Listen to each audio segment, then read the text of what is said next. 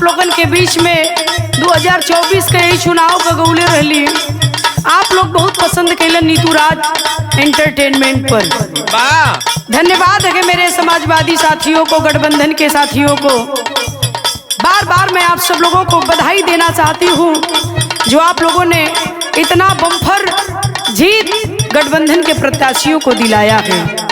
जहां उम्मीद नहीं थी लोगों को, जहां लोग बाजी लगा दिए थे, वहां पर आज समाजवादी की 37 सीटें निकल करके आई हैं उत्तर प्रदेश से।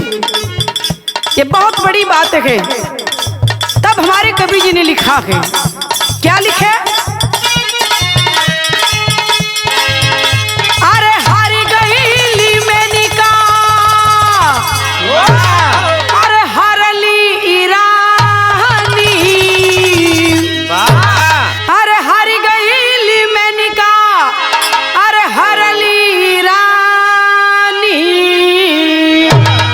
चारों ओर साइकिल चलाला मन मानी,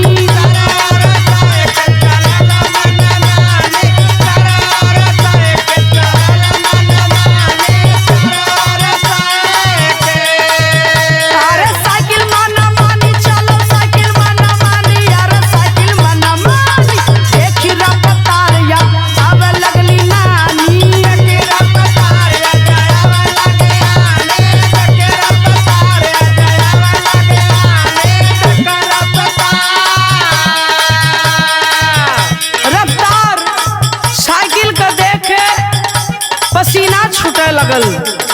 बारे समाजवादी भैया लोगन बार बार बधाई आप लोगन के ह। कवि जी लिखत हुवन, तनी ध्यान दिहाई बात पर। का लिखल गईल? अरे एक जने कहले नहीं अखिलेश के बस हो,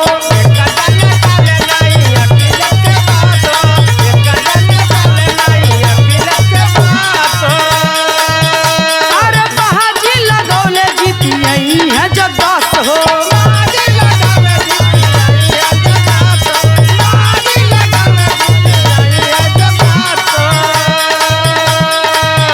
अरे फूके जहां हम चाटे खातिर बानी, अरे फूके जगह कहे चाटे खातिर बानी। आ देखी रफ्तार याद आवे लगली नानी, देखी रफ्तार याद आवे लगली नानी, देखी रफ्तार याद आवे लगली नानी, देखी रफ्तार। गौर करेंगे, इनके लोग कहते थे बीजेपी वाले कि अखिलेश 10 से ज्यादा सीट लाएंगे तो मैं थूक कर चाटूंगा। 10 की बात छोड़िए, 37 सीट समाजवादी पार्टी की उत्तर प्रदेश में प्रत्याशियों ने जीता है। 37 सीट उत्तर प्रदेश की पहली पार्टी बनकर के समाजवादी पार्टी उभरी गए, देश की तीसरी पार्टी। इसलिए कहना है बाबूजी, जिन्होंने कहा था उन्हें अब तो थूक कर चाट लेना चाहिए। उनका संस्कार यह है कि वो चाट सकते हैं, लेकिन हमारे नेता का यह संस्कार नहीं है कि थूके। इसलिए कहना चाहती हूँ, कहने से पहले, कुछ बोलने से पहले 100 बार सोचा जाता है, लेकिन बढ़ बोले गए। शर्म तो है नहीं, शर्म नाम की कोई चीज ही नहीं है इन लोगों के अंदर। इसीलिए जनता ने उन्हें जवाब दिया है, करारा जवाब देने का काम किया है जनता ने। और क्या कहते हैं, आइए। अरे राम जी के घर में भी जीत भजबार हो, राम जी के घर में भजबार हो, राम जी के घर में भजबार हो। याद रहे, ये लोग कहते थे कि जो राम को लाए हैं हम उनको लाएंगे। जरा देखिए राम के नगर के वासियों का हाल क्या रहा है। अरे राम जी के घर में भी जीत भजबार हो, राम जी के घर में भी जीत भजबार हो,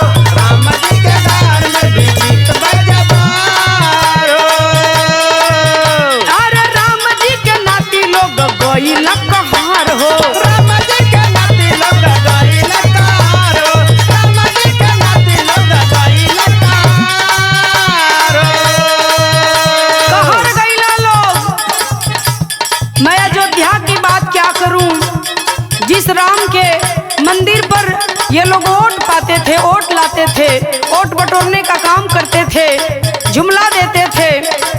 आज उसी अयोध्या की मैं बात बता दूं, अयोध्या की छोड़िए, पूरा मंडल ये लोग हार गए। इसलिए कहना चाहती हूँ, अरे अगल है बगल हारी गैल 5 जानी, अरे अगल है बगल हारी गैल 5 जानी। देखी रफ्तार याद आवा उनकर नानी,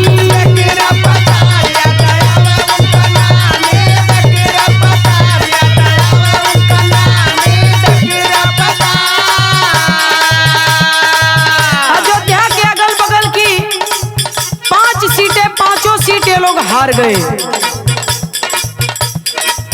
चाहे वो फैजाबाद हो, चाहे अयोध्या की सीट हो, चाहे हमारे सुल्तानपुर की सीट हो, चाहे प्रतापगढ़ की सीट हो, चाहे जौनपुर की सीट हो, चाहे मछली शहर की सीट हो, चाहे आजमगढ़ की दोनों सीटें हो, अगल बगल की सारी सीटें इन लोगों के हाथ में नहीं आई, हार गए लोग।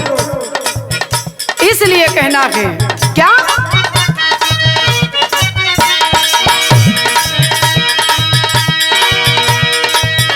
अरे यूपी के 2 ही लड़के कहे जो बेहाल हो, यूपी के 2 ही लड़के कहे जो बेहाल हो, यूपी के 2 ही लड़के कहे जो बेहाल हो। अरे राहुल या अखिलेश कोई दिहल कमाल हो, राहुल अखिलेश कोई दिहल कमाल हो, राहुल अखिलेश कोई दिहल कमाल हो। ये कह रहे थे कि यूपी से 2 लड़के चले हैं, आज उनकी नींद उड़ गई है। 2 लड़के इनका चैन छीन लिए गए, पूर्ण बहुमत की इनकी सरकार नहीं बन पाई। कभी केहू के हल्का में न लेवे के चाहिए, तब कभी जी लिखत हुआ का, अरे केतना हरावल गइल कई के बेईमानी, अरे केतना हरावल गइल, अरे कई के बेईमानी। देखी रफ्तार याद आवे उनकर नानी, देखी रफ्तार याद आवे उनकर नानी, देखी रफ्तार याद आवे उनकर नानी, देखी रफ्तार याद आवे इनकर नानी, याद आवे इनकर नानी, याद आवे इनकर नानी, देखी रफ्तार याद आवे इनकर नानी, देखी रफ्तार याद आवे इनकर नानी, देखी रफ्तार याद आवे उनकर नानी, देखी रफ्तार। वही दोनों लड़कों ने आज हालात कहां से कहां पहुंचा दिया है। गौर करिहन, जहां विपक्ष में बोलने वाला कोई विपक्षी नेता ही नहीं था इनके सामने अब तक 10 साल में। इन्होंने एक तरफा राज किया, अब प्रतिपक्ष नेता मिला है इनको। अब इनके समझ में आएगा कि काम कैसे करना है और करेंगे। कहना है का,